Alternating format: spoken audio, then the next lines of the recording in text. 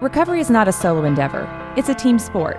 You need a community around you to cheer you on, to lend an ear, to pick you back up when you fall. That's what Foundations Recovery Network's Life Challenge program is here for. We are a positive, motivational community aimed at breaking down life's barriers and celebrating the accomplishments along the way. Our motto is, Dear Life, Challenge Accepted. Are you up for the challenge?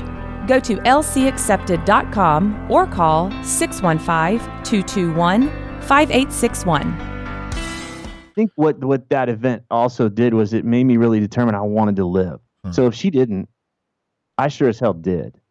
And I don't think that there was going to be, it wasn't a rebellious thing, but I went through a period when I was so down and so dark, I actually thought about taking my own life. And I remember I was like, wow, that's a really bad choice, you know? And I was grateful that I had that. And so there was a moment there, I was like, okay, well, you went to the exit door and you chose not to go. So it was like, if you're going to choose to live, then live. That Sober Guy podcast contains adult content, merciless truth, and emotional nudity. Listener discretion is advised.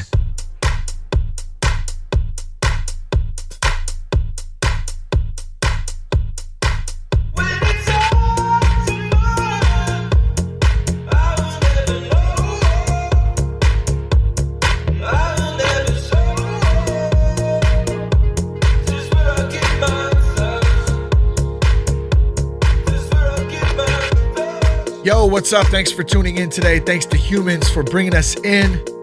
Thanks to you for supporting the show and supporting the recovery movement from the West Coast to the East Coast and abroad.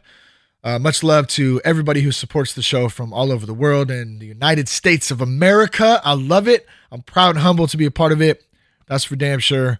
Much love and respect to those who have led the way and made it possible for guys like me to get sober and share my own experience. Man, I'm just super stoked and super honored to bring to you this episode today with today's guest.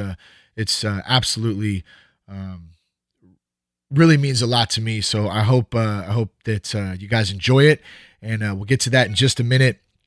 You can go to thatsoberguy.com for more resources. You can join the private Facebook group, Sober Guy, Sober Girl there. A ton of support going on there. A lot of great people from all over the place. Writing posts and sharing experiences, little positivity, all that good stuff. You can also find in the month of May, we're supporting 1 million Mohawks using the hashtag 1 million Mohawks. The UROC Foundation, Rise Together, Helios Recovery, those three and their teams have really helped to put this movement together for the month of May to support mental health awareness. And what we've done is shave some Mohawks in. The Jess, you can find the video on there for shaving my Mohawk in. And we also shaved one into cash. And so if you'd like to support that for the next week or so, you can do that. And you can find more information on the website there. And then also please leave us a review on iTunes. It really helps support us. And speaking of that, let's read a review. We've had some great ones. I haven't done this in a while. I just wanted to read one.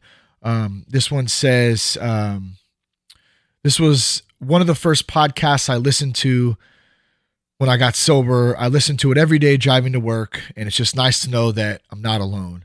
Thank you for this. 22 months sober, and my life and my heart is now full, and that comes from Chels from Colorado. So thank you for that review. And another one here real quick, Scapegoat 89, one of my top 3 recovery podcasts. Shane does a great job. Thank you. Really appreciate that too. Couple more quick announcements and then we'll get to our guest today. We're going to be in Nashville June 19th and the 20th for the Innovations in Behavioral Healthcare Conference. We're going to be doing some shows. We're going to be connecting with some great people, of course. If you want more information on the event or how you can get tickets to go to the conference itself, you can go to foundationsevents.com. And a big thanks to Foundations Recovery Network for having us out. The Jess is rolling along this time to help and spend some time out there connecting, and so we're really looking forward to that. And we'll be sure to keep any updates as we are out there, so you can follow along with us too. Now, one of the tools I use is Transitions Daily, and it's a daily AA email delivered right to my inbox. It's a great way to start your day. It's a great way to start my day. I know that for sure, and it takes me about 5 minutes to read. And you go through it, and it really just helps to get me focused and off on the right foot, get me grounded, get me where I need to be. So for more information, if you'd like to get the daily AA email, you can go to dailyaaemails.com. All right, so first off, I want to say this episode is really a special one for me. Today's guest is Tripp Lanier, and Tripp is the host of the New Man podcast, Beyond the Macho Jerk and the New Age Wimp, which for almost a decade has been downloaded millions of times. Now, the New Man was the first podcast I ever listened to after I got out of rehab and I went back to working nights in the mailroom. And it really inspired me to start thinking outside the box. It encouraged me to believe that there was something more, something amazing out there in this life for me to do. And it helped motivate me to stay sober at the same time, which obviously was a very important time in my life and still is. Ultimately, it led to the creation of Sober Guy Radio.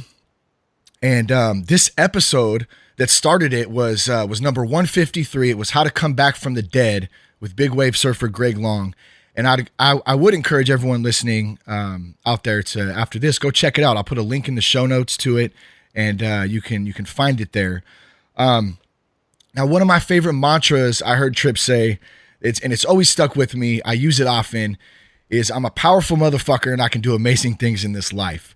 And that one line, that time I heard that, it hit me, and I said, you know what? It's about the power of thought in that. And to those listening right now, so are you, and so can you. So maybe you're not only ready to make some changes in your life with regards to alcohol or drug addiction, but also maybe it's with life in general. Maybe it's your job. Maybe it's a relationship. Maybe you want to find what you're passionate about and what your purpose is in this life. So with that said, I want to say right up front, this episode is going to be a little bit different than usual. We're going to touch on addiction. We're going to touch on alcoholism, but Tripp's not an alcoholic. Tripp is an inspirational dude who wants to help some people. He wants to see his family, his friends, his clients, and people in general succeed. He coaches some of the top entrepreneurs around the world to get out of the shallow end of the pool, redefine success, and align their work with what they were put on this earth to do. Over the years, he's designed several businesses to support a simple lifestyle focused on freedom, ease, and fun. So Tripp, it's an honor to have you on today, man. How are you? I'm good. Thanks, Shane. I was like, wow, I hope I live up with all this stuff. No pressure, Tripp. No, man, I mean that stuff. And I know I get that, the whole introduction thing, but I was kind of writing some notes to this last night, and it's true. I don't just say it for anything. And you're a good dude, and I know you've helped lead a lot of guys. And I'm excited to talk to you. Actually, again, I forget that you were kind enough when I first started Sober Guy. So I can't remember what episode it was. I was trying to look back in iTunes. Something where it only goes back, it leaves out like 16 episodes. But I want to say it was 10 or 12 or something. I'll have to find it and put in the show notes. But thank you for doing that. Here's this new podcast coming up, and you were cool. And you said, oh, yeah, sure, I'll come on and chat about it. So I appreciate that.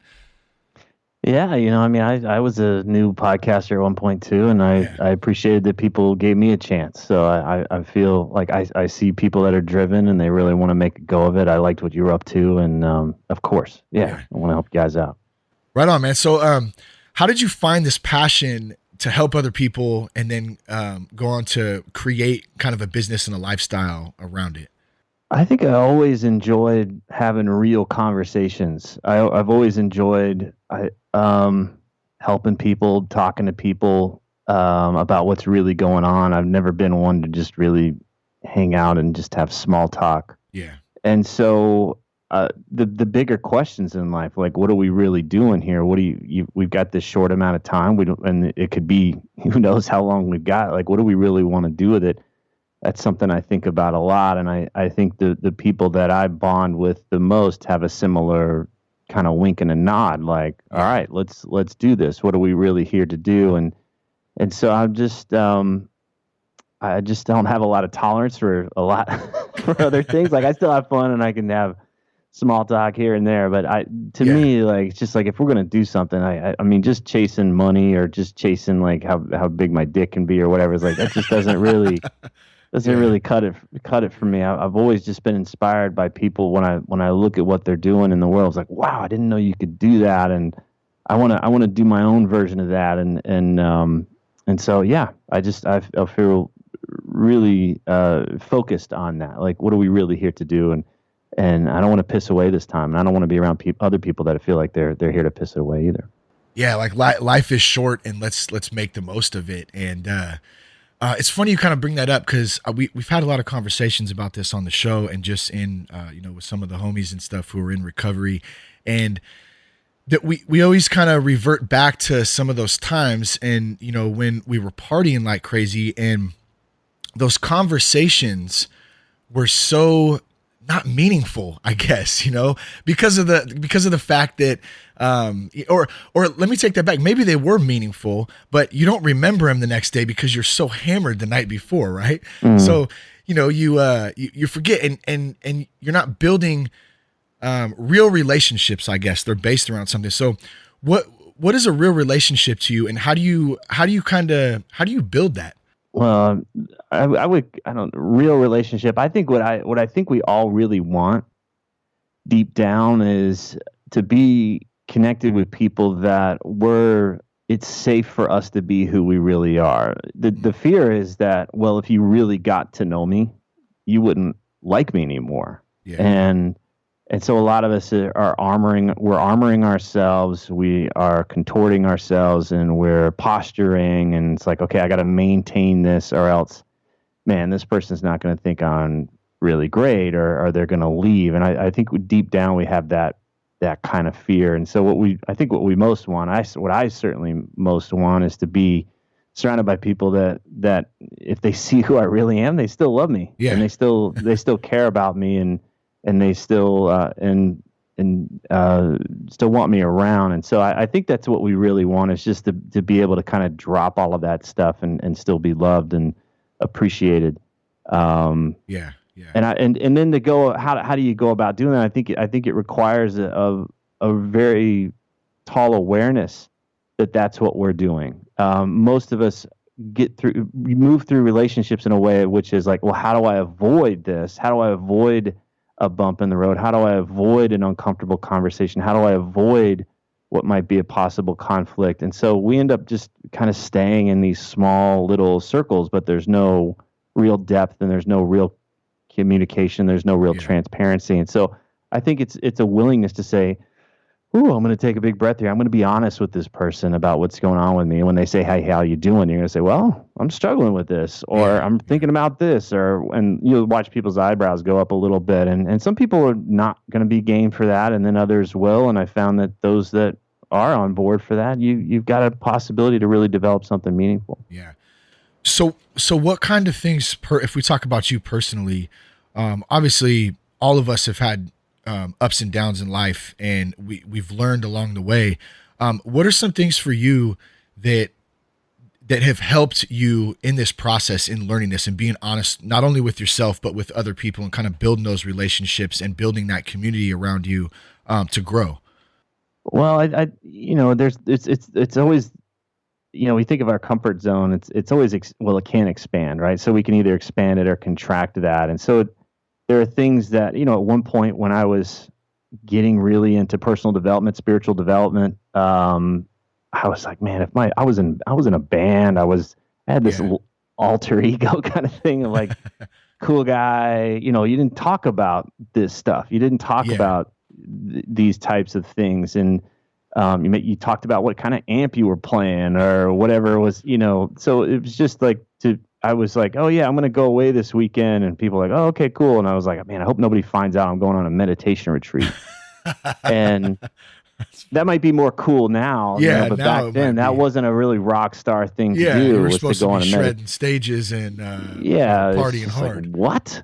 So there's a thing of like, well, if you really knew me, you'd know I was going on a meditation retreat. And you may not think I'm a real rocker guy or whatever. It's like there's these roles that we're playing. So at one point I was scared to own how much I was into personal development, spiritual development. And now, cat's out of the bag. Obviously, if you do a Google search, you're going to, my whole life's built around this stuff. The thing that at one point was like, oh my God, I can't believe I'm going to tell somebody this, it just becomes no big deal.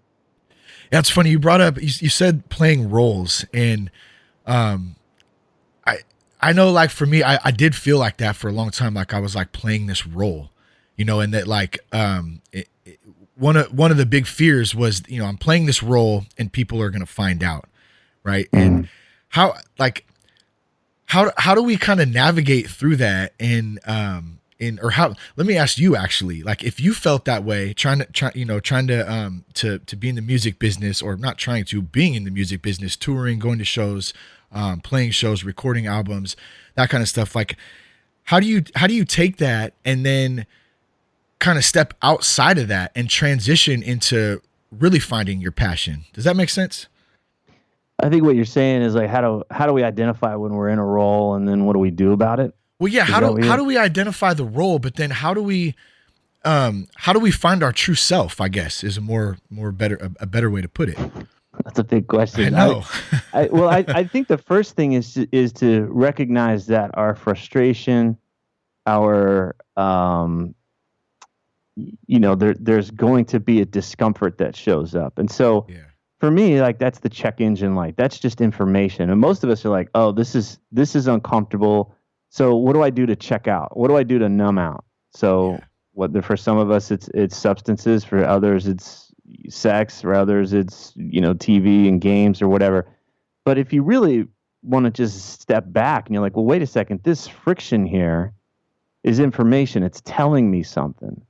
And it could mean that there's an opportunity here for me to be more honest about what I want. It's to be more honest with myself about what I want, whether it's in the relationship that I'm in or the career that I'm in or whatever it is that I'm doing. And to me, that frustration or that rub or that friction tells me that there's an unmet desire. There's an unspoken desire. There's an unexpressed part of ourselves that wants to come out. And so I always get curious when I'm working with somebody. It's like, well, what is that? They're like, oh, so this and that. It's like, okay, great. There's something in there that hasn't been worked with, it hasn't been talked about. And so instead of checking out and trying to run away from that, let's get curious. What's the thing that's underneath there?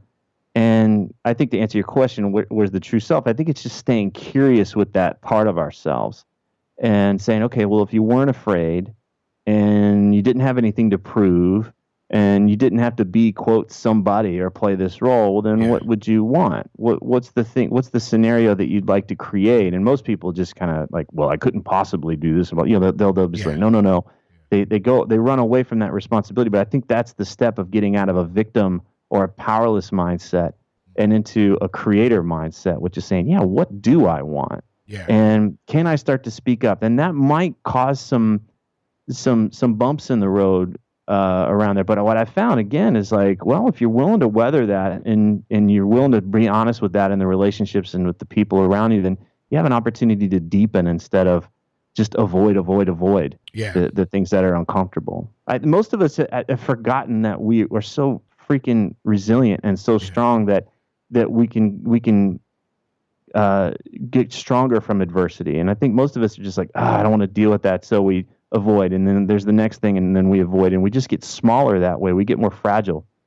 And this really shows up in relationships. And I watch really great guys, strong people, get really fragile in their ways of just avoiding, whether it's just like, I don't want to call this guy back. I don't want to say no. And it's like, just tell me no. Yeah. Right. I'm a big boy, and our relationship will get stronger if you're willing to be honest with me. It's the avoiding thing that usually turns into a kind of a cancer and makes things toxic. So, there's a way to be honest in relationships. And I think most of us we just haven't learned how to do that. And I think it's just a skill to develop. Do you find that most people, when you're working with them, if they have that fear of stepping out or of kind of following, maybe it's a dream to start a business they have, or it could be a number of things. Do you find that is it usually like fear from in themselves, or is it fear from what other people are going to think of them, or maybe a combination of both? Yeah, it's all of that. Yeah. It's all of that. There's also just the unknown, right? I may not be happy where I am, but at least I know what's going on. I can kind of predict what's going to happen tomorrow if I maintain this trajectory. But oftentimes if I'm talking to someone, I say, what's the ideal scenario? And they can get really excited as we go through that. And I kind of facilitate that conversation. And I'm like, great, let's go do it. And watch them contract. They're like, no way. There's just like, no, I can't do that. And so we've got to address the concerns and the objections and what's called a competing commitment, which is, there's a fear of like, well, if I were to make more money, my existing friends would think I'm some greedy douchebag, or if I were to do this and that, it's going to threaten my relationship with my family. So we have these ideas in our head, and most of the time, if we just hear ourselves say them, we go like, oh my gosh, that's really stupid. That would never happen. But I nonetheless, we got to get them out in the open and just start to see, well, what if that wasn't true? Or what if you could create XYZ without destroying all these things that you really care about? I listened to the Don Miguel Reyes Jr. Episode that you had him on, and he talked a lot about domestication, and I thought that was really interesting because it's kind of like that classic, like, you go to school and you get out and you go to college and you get a job with benefits and you kind of fall in line.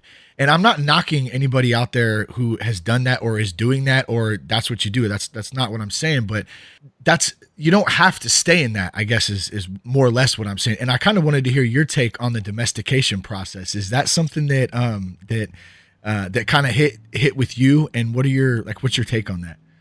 Absolutely. I think we're all part of it. There's no being done with it, right? So it's not like there's no velvet rope where it's like, okay, cool, Tripp's done now, or Tripp's clients are done now. We don't have to worry about that anymore. We're always expanding.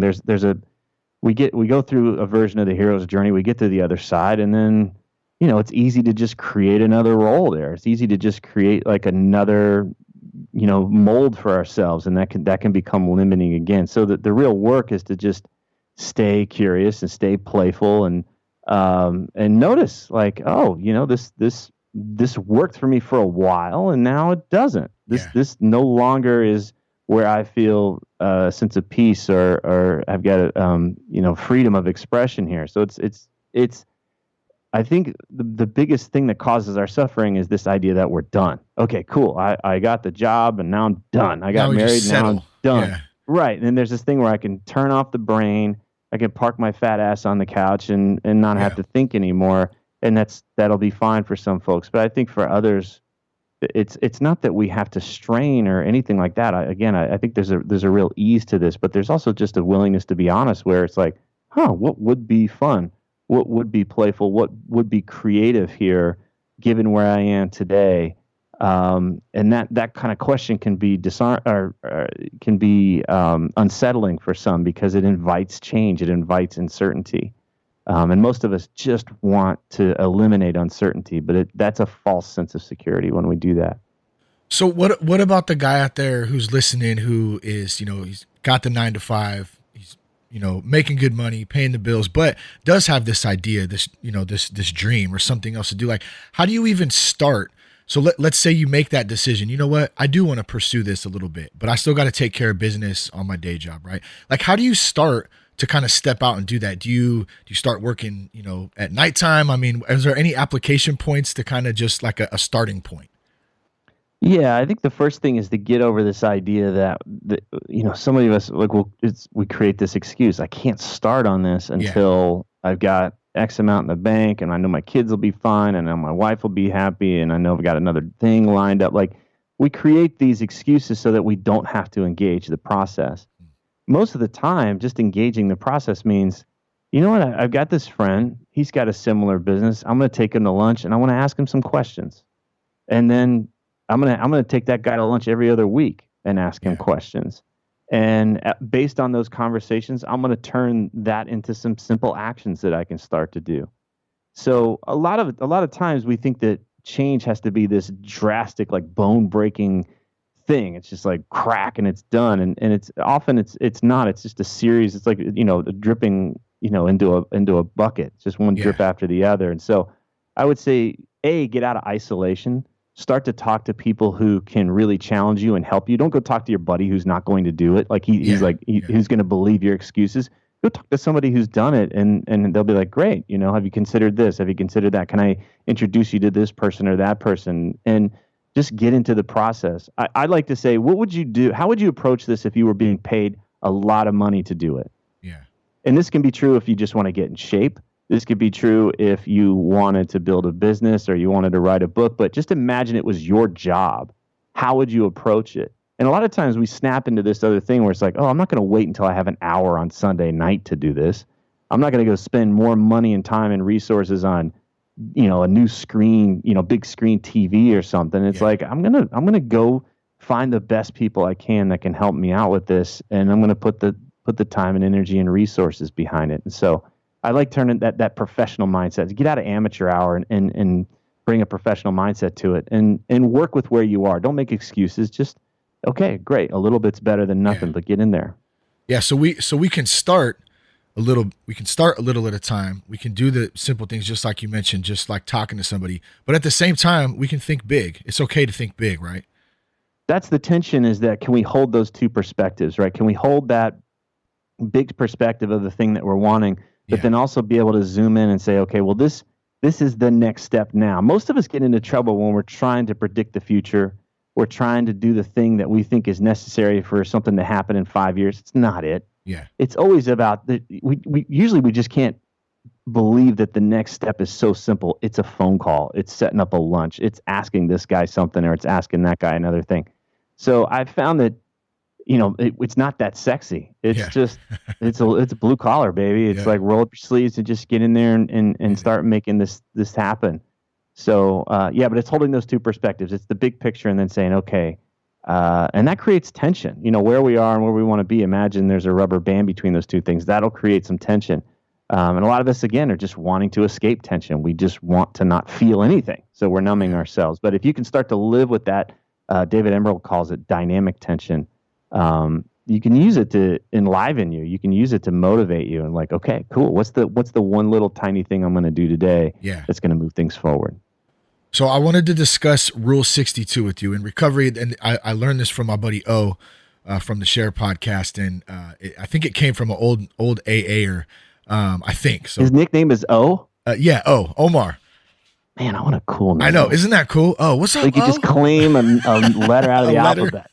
Yeah. I know. I love it, man. So cool. Yeah, he's got a cool show too, man. He's got a good network of folks out there just dropping some bombs in the recovery community. So it's good stuff. And he had told me one day, he goes, about Rule 62? I said, no, what the hell is that? And he goes, don't take yourself so damn serious. And it was on one of those days when I think I was driving back from Santa Cruz or something. And I was kind of venting to him, well, this had happened and that happened. And he kind of laughed and he said, man, don't take yourself so damn serious. So I wanted to ask you, because you tend to have a good time, a lot of knowledge, you deal with a lot of serious issues, but at the same time, you have a damn good time too. And you really have some things that you enjoy to do. What's your thoughts on getting shit done, but having some fun in the process? Well, that's it.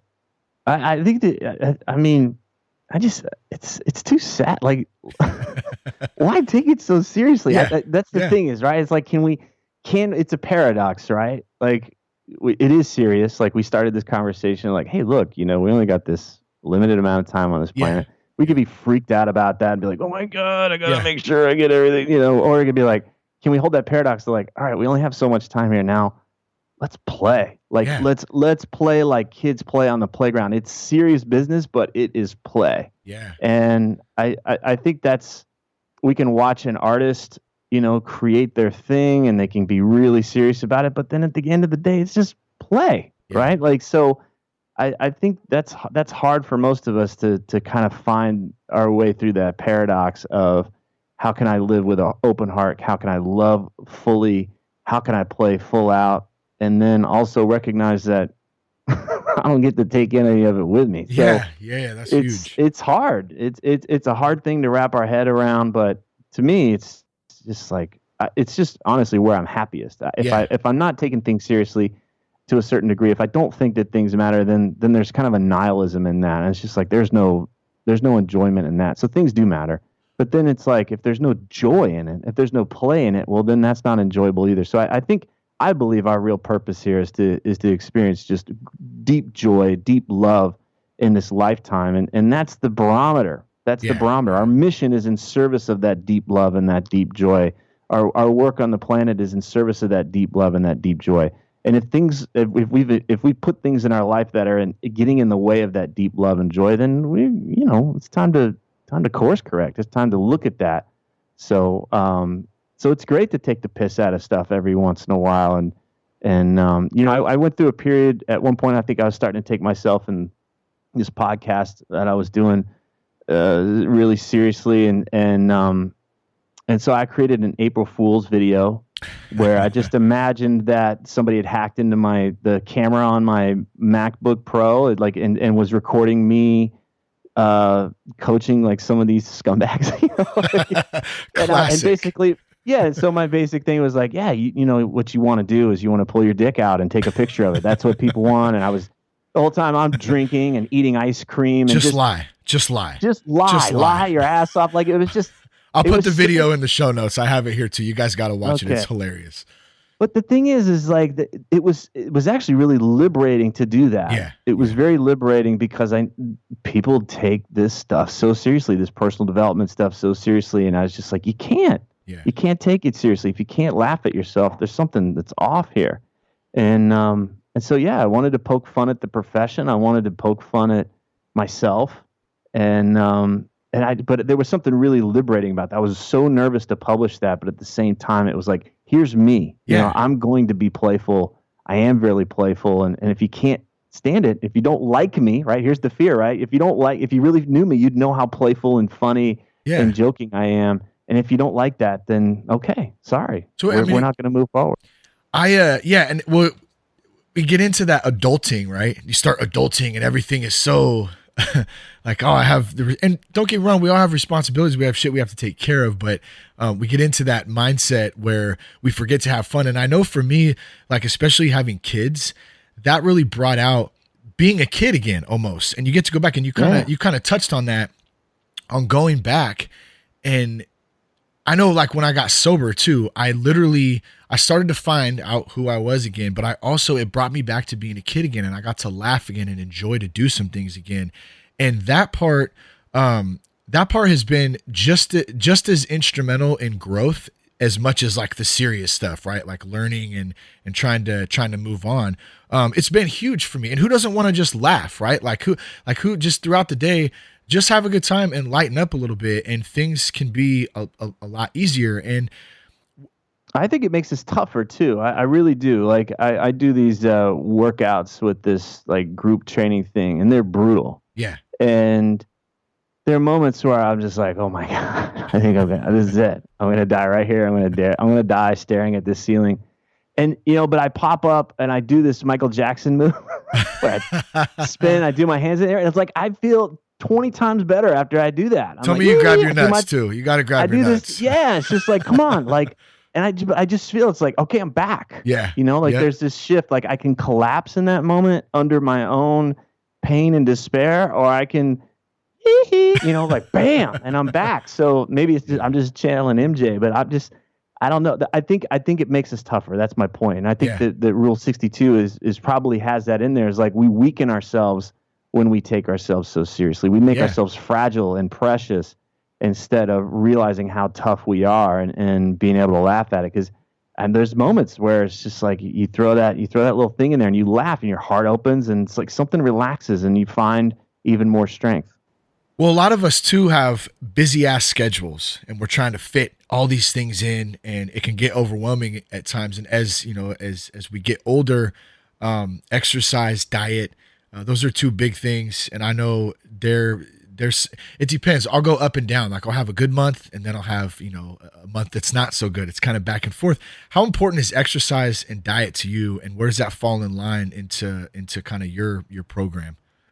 It's really important. For one thing, I'm 44, so I'm really aware that I don't want to be on the downward trajectory. Yeah. So I want to have a long, not just a long life, but like really healthy and active. I don't want to just live a long time, hooked up to tubes and shit. Yeah, just existing. Yeah, but I think another thing that I've gotten to realize over the last few years was that I started to realize how sensitive my brain is to substances like sugar, alcohol, and certain junk foods. So my mother took her life when I was 13, and there are things that I've learned about my brain. It's like, man, if she was on certain supplements, I don't think she would have killed herself because I think that she had her problems, but I it's too, I can't go back and play doctor now, but there've been times when I get into such a dark cloud because I've had caffeine, because I've had sugar, and it just robs my brain of its ability to really assess what's truly going on. There's a great book called The Mood Cure, which essentially talks about how the brain is really sensitive to these things, and we don't get enough of these proteins that go to the neurotransmitter, so you can be in the right mood. It's not about taking stimulants to get into a right mood, into a good mood. And boy, it was such a eye-opening thing of like, I really thought I was pissed off and having these problems, and I dialed in my diet a bit more. I was like, yeah, those challenges were there, but the mood I had wasn't reflective of that. It was like exasperating. And so the content of my life wasn't necessarily aligned with the mood that I was experiencing. And so I just can't imagine when I look around, I see so many of us that are dumping such crap into our bodies. We get the body part, but I don't think we get the brain part. Yeah. And how the brain is, when I was a musician, I was like, oh, make sure you don't go skateboarding or whatever. You got to protect your hands. And I'm like, we use our brains every day for everything. And I don't think we look at it the same way of like, I got to do what I can to protect my brain. Yeah. And especially people, when you were on my show recently, I alluded to this about just soaking your brain in those chemicals for all those years, like what it does. But that's been a huge thing for me. It's just like, wow, how much I can be swayed by that stuff. You get it out of your system, or I've gotten it out of my system. And I still dabble. I still have, I had some ice cream last night, but I can feel it. Yeah. I can feel this dark mood come on. It's like, oh shit, here we go. Here comes the dog. And it sucks. Yeah. It sucks. And I think most of us think that we have bigger problems than we have, when we could really learn a lot by addressing the chemical nature of our brains. Not with necessarily going to the psychiatrist, just by getting the right foods in our body and getting the right nutrition to our brain. Yeah, just cutting some of those things. Well, and like you said, sugar, man, sugar is a big one, and that's probably I'm not so much the one that struggles with fast food. It's or that shitty food. It's sugar for me. Sugar, yeah. And as a matter of fact, we had Chinese food last night. That's another one. Oh my God, it was so good. But I woke up and I just could feel like it felt like someone dumped a cup of salt in my mouth when I woke up this morning. I was just like, ugh. And you feel that, like, as we start getting older. Man, it does have an effect. And I like that you point out, it's not just the physical part, that's the part that we see. That's the part that I see, you know what I mean? Man, I need to tone up a little bit or whatever, but the mental effects of it is huge. When we talk about, I think most of us are using other substances to try and get our brain right on the right track, but we're chasing something there. And again, I look at so many people, if they're on meds for this and that, and I'm curious myself. I'm just like, have they tried eliminating some of these other things from their diet? They may not need to be on the medications there. You had mentioned that your mother took her life when you were 13, and I want to bring this up because this month is May is Mental Health Awareness Month. And for those out there listening, some may know we've been doing the campaign 1 Million Mohawks. So my son Cash, myself, Jess cut us in some gnarly mohawks this month, and to help raise awareness. So for anyone listening out there too, you use the hashtag 1 Million Mohawks. You can take a photo, whatever, and you can post it up. And it's really the movement has really grown. There's tons of people all over supporting it. How, if you, and I don't know if you're up to talking about this or whatever, but how did that affect you, especially being a young man at that age, and how did you deal with that, man? I mean, I can't even imagine. I don't think I did. I don't think I did deal with it. First off, it's when you're young and stuff happens, like you don't know any different. I didn't know any different. So I was aware that not every kid goes through that, but I also was just like, okay, here we go. And I was at the age. Were you really close? Yeah. I mean, I would have liked to have been closer. But I saw her regularly and had plans to see her the day that she took her life. You know, I was going over to her house after that. So, you know, it just wasn't really something that I could really compare anything else to. It was like, okay, you're 13. This is what happens, and this is where you go on. I think I didn't deal with the grief part. I think just out of survival, like it just blew a hole right through me, and I didn't really know what to do. I felt like for years I felt like I was fine. Yeah. And I remember seeing Saving Private Ryan, and there was one shot in there where this guy had like lost his arm or something. That first scene, which is so brutal, and he's in shock, and he's just kind of standing up. He's standing up, and he like picks up his arm and whatever. And I remember I was like, "That's me." Like there was a thing like I was just in shock, and it's just like, "Oh, there's my arm. I'm just gonna pick this up and just go about life. Just get back on it and do what you got to do." And I remember, but I just so identified with that. It was a split-second shot of this guy, and I was like, "Oh, I know that guy." Something just kind of clicked with you right there that just made sense. You just get up and you go. You get up. I did. That's what I did. I just got up and I kept going with my life.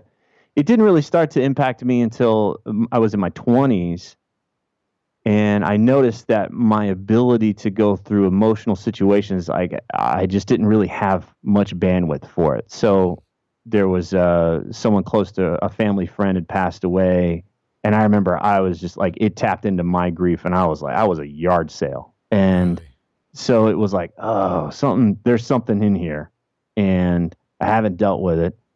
And, you know, that's when I started to go see a therapist. But even the therapy that I was going through was really more of I felt like I was in grad school, like getting an education. I wasn't dealing with the emotional aspect of it. I was getting an understanding of like, oh, here's what happens, and this is what's going on for you, and this is how these systems kind of work. And I was like, oh, well, that's interesting. And but it wasn't until I had gone through a breakup with the girlfriend that I was living in at the time. She was moving to New York and we thought we were going to try and work it out, but it didn't work out. And so it was like all this abandonment stuff showed up, and that's when I went off the rails and like couldn't work, couldn't do anything. I lost like 30 pounds, and really, then it hit, and I was like, wow, this is a how old were you breakup. about that time? I was like 26, but I was like, I'm not sure this is really about the breakup. Like there's something else going on here, and that's when the pipes were getting cleaned out, basically. How did that process start? And did you?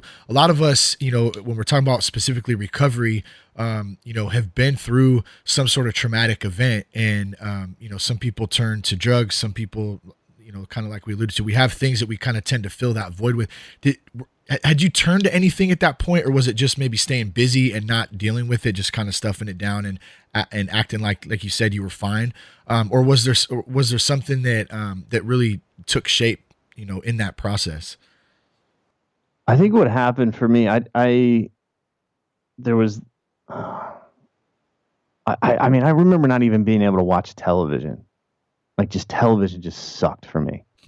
So like no fun, like nothing. Yeah, it was just like a thing of like, I just don't want anything. You know what it was? It was just, I just felt too stimulated.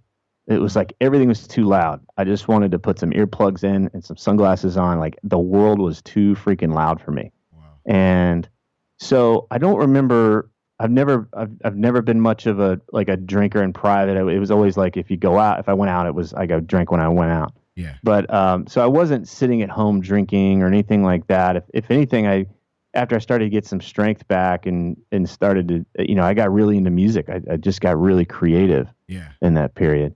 But I went through basically a year where I didn't even date. I didn't get really involved with any women or anything like that. It was good for me in the sense that I confronted a lot of things that I was really afraid to confront before. I learned how to be by myself. Yeah. And I learned how to actually prefer to be by myself, which was something I'd never done. I would, instead of being alone, I would choose to be with people that I didn't really want to be with.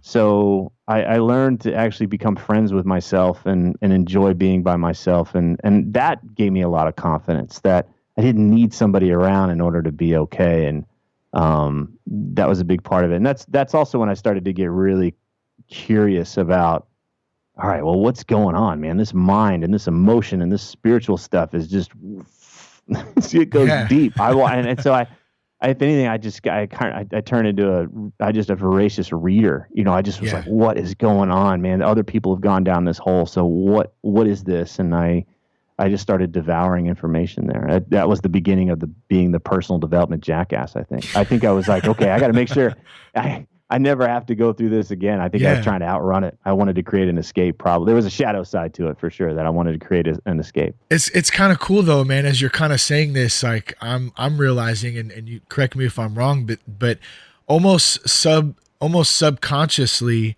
the effects from your mother's suicide and how that had an effect on you has really propelled you to the work that you're doing today. Is that a pretty fair statement? I mean, in a sense, it's at least a strong component of it. There's no doubt. I mean, it shaped me. I think one of the things that have been aware of since she died was like, I'm around other people. I don't think they get it. There's other people though. I kind of get like a wink and a nod. Like we get it. People have been to war or whatever. Like they just don't really get how quickly life can change and how quickly somebody in your life can be gone. Yeah. And how unexpected that could be. And I talked to people like, what's it like? Do you ever think about this? You ever think about like, no, I never think about that. And I'm like, wow, I think about that once an hour at least. So, and I don't know if that's great. I'm not saying that's good. So there's a thing like a reminder of like, we just don't know. And you're right. It has shaped me. My wife's convinced I have some form of PTSD, and but it does. Yeah, for sure, it shaped me. It said I don't want to fuck around. Yeah, I don't know. Yeah. I don't. Yeah, let's have fun, but I don't want to piss it away. Yeah. So how many dudes? And thank you for sharing that too. It's one of those things, man. That is it's difficult. To talk about for a lot of people, and we deal with it. Well, let me just add this, Shane. I'm sorry to interrupt. No, sure. I think what that event also did was it made me really determine I wanted to live. So if she didn't, I sure as hell did. Wow. And I don't think that there was going to be. It wasn't a rebellious thing, but I went through a period when I was so down and so dark, where I actually thought about taking my own life. And I remember I was like, wow, that's a really bad choice, and I was grateful that I had that. And so there was a moment there I was like, okay, well, you went to the exit door and you chose not to go. So it was like, if you're going to choose to live, then live, do it. Wow. Don't dick around. Yeah. So I think there, having gone to that place where I considered it wasn't like, I'll dabble around. It was like, no, if you're going to live, then live. Don't dick around. And so I think that's been a huge thread through everything that I've done, which is like, if you're going to live, then do it. None of this half-ass shit. Yeah. I love it, man. I love it. Yeah. It's kind of like, if you're going to live. If you're going to die, then die. But I don't think people realize how good they've got it, man. Yeah. Like really, man, there's some screwed up stuff happening in this world.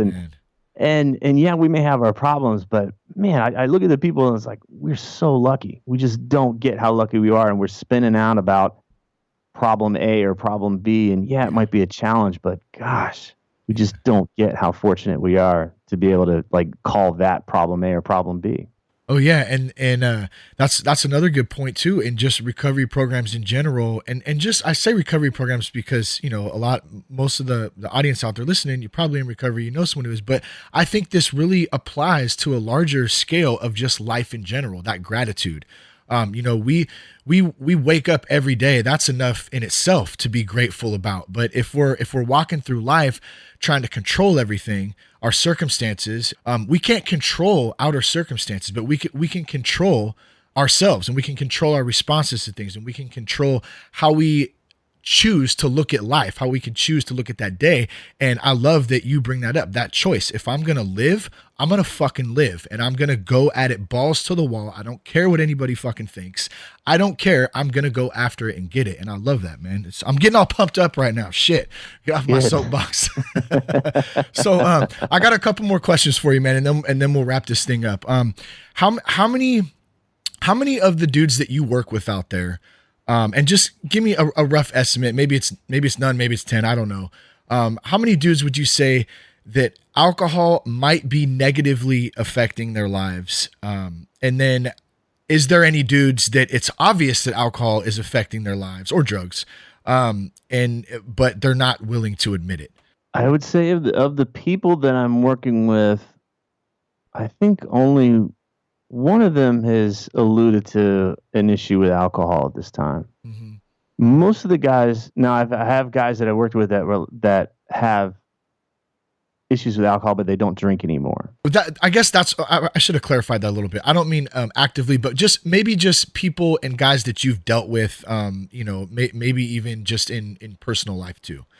My point is that, and I guess I'll just give the point now before I have you finish responding to the question, but I just want people to understand that, number one, you're not alone out there. We're not alone in this, and that there's all different types of elements. It doesn't discriminate. There's entrepreneurs, there's doctors, there's there is construction workers, there's nurses, there's all types of different people who struggle with just mental health in general, I guess was my point. And I was just trying to kind of gauge where you're at in what you're seeing in that field.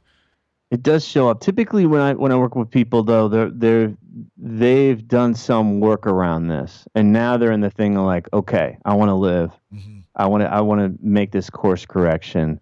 So I've not worked with somebody through this necessarily through the process, but yeah, it comes up. There's definitely folks. It's been very common.